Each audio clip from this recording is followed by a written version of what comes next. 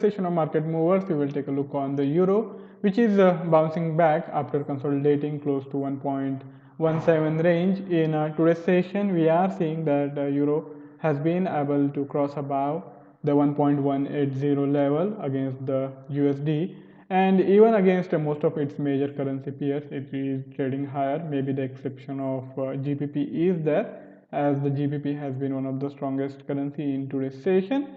But for us, we are going to focus on the Euro USD, and let's see, before we get to the technicals, we will consider the fundamental aspects of today's trading session.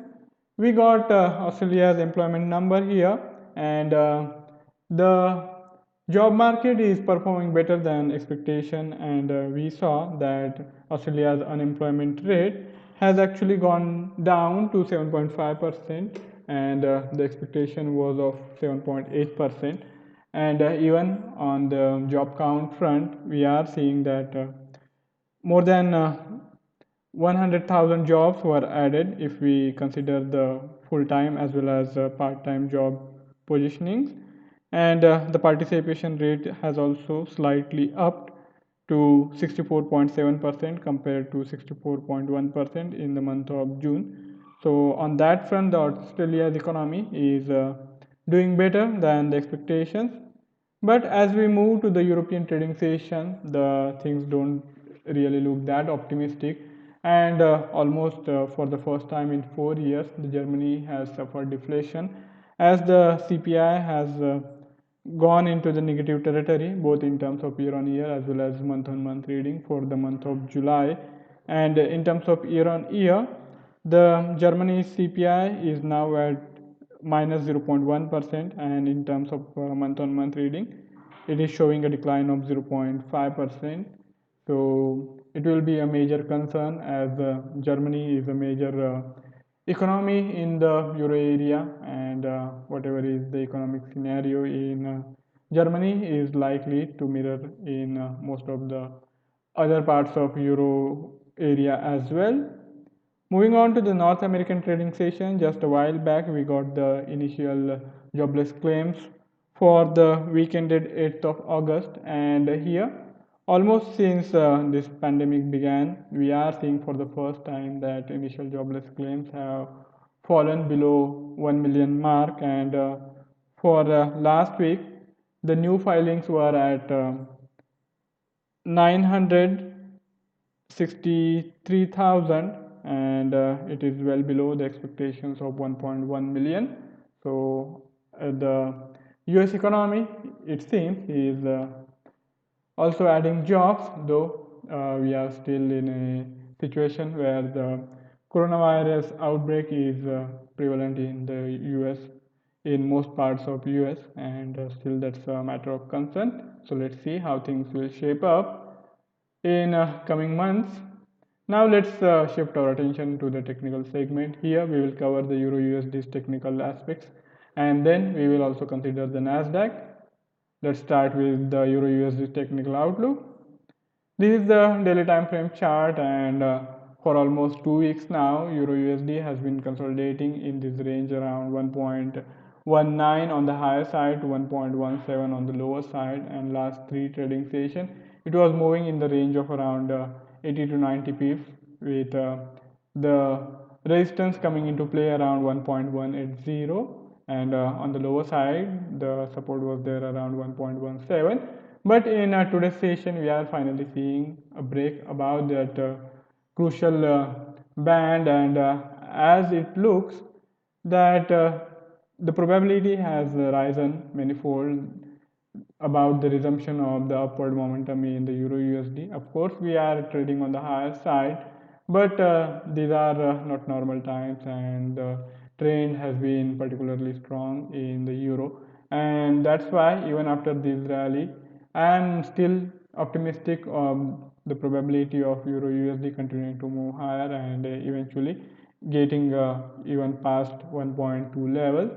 So if things look promising, or you can say optimistic, for the bullish traders, then all we have to do is to find the opportunities, find the levels at which the risk reward ratio would be optimum for our purpose, and our purpose is to make money with the risk being on the minimum side. And for that, of course, we have to rely on the technical parameters, various indicators. And two of the indicators we most frequently use, both these the pivot point series as well as the regression curve analysis, are still pointing to the continuation of the upward momentum. But one concern is that now this regression curve has flattened as the price action has shifted in a sideways momentum.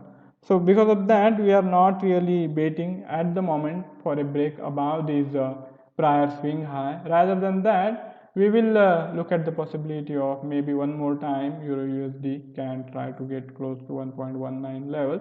So that is the probability we are looking at. And of course, if we see the price action, it is still in the upper band, in the upper bracket of this month's pivot point series. And as long as the price action is taking place above this central pivot point, the underlying bias is likely to remain on the bullish side.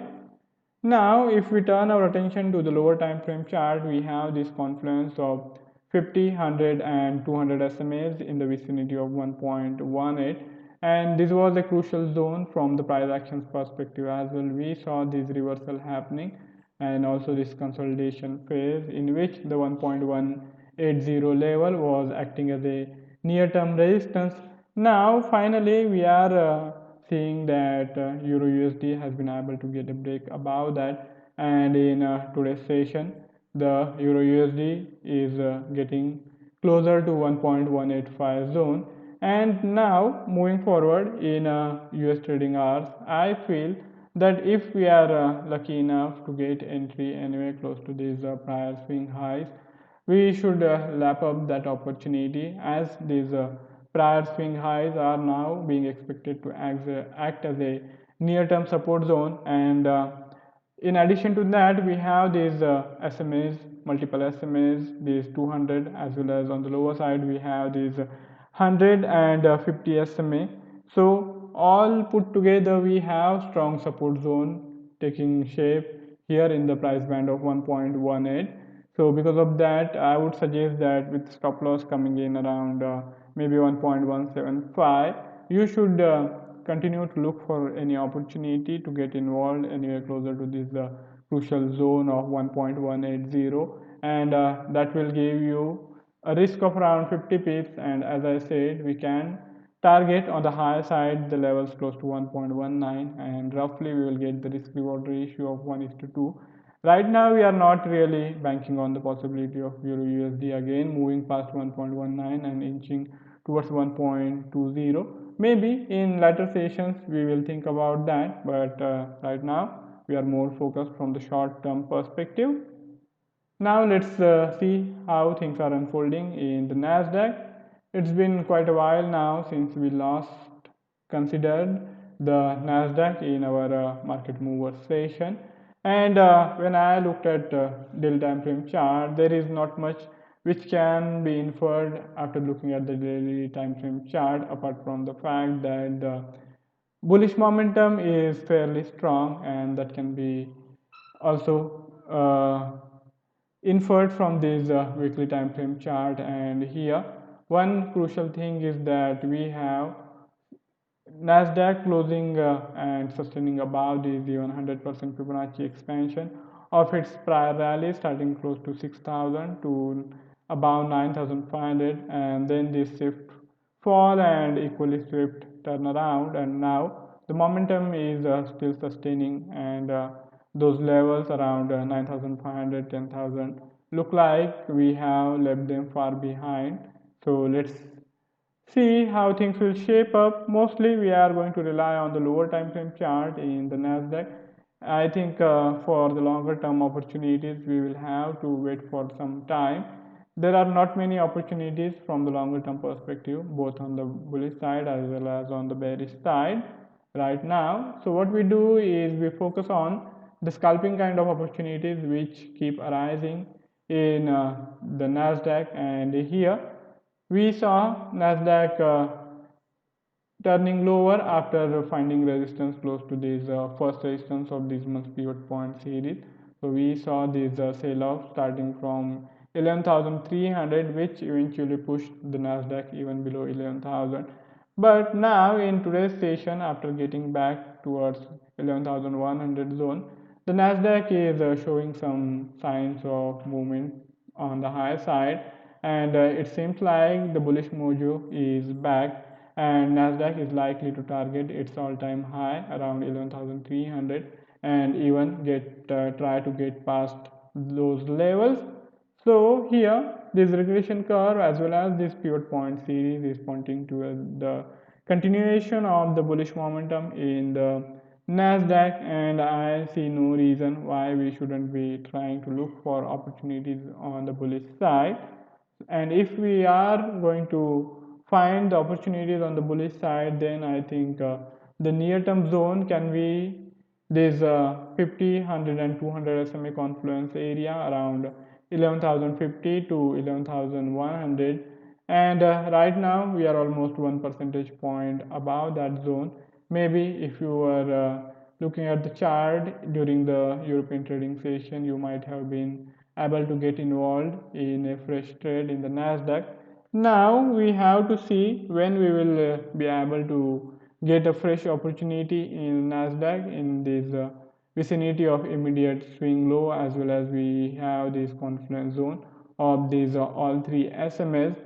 So for our trading positioning, this price band of 11,000 to 11,100 is going to be of crucial importance, and I feel that any entry taken during this price band, in between this price band, of course after due consolidation, if we see some sort of correction happening in the Nasdaq, if we are fortunate enough to see that happening, even after that we will have to wait on the sidelines till consolidation takes place, and at least we see 4 5 hours consolidating on the lower side with buying momentum coming in around this support zone. Only then we will be confident enough to go for a fresh long positioning with the target price being above even the prior swing high.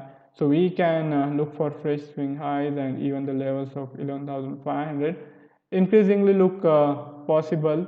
But for us, what we need is on a conservative basis, the risk reward ratio of 1 is to 2, and for that we don't really need the stop loss and the targets to be much wider.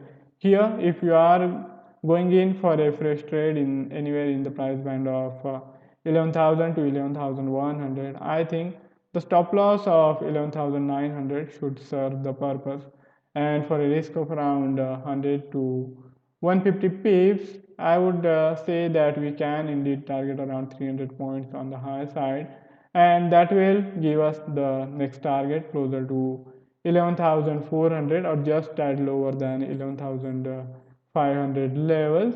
So do watch out for the price action during North American trading session, and if the opportunity indeed arises, then I would suggest that you exploit that and see if you can go in for long positioning in the Nasdaq, and of course after due consolidation.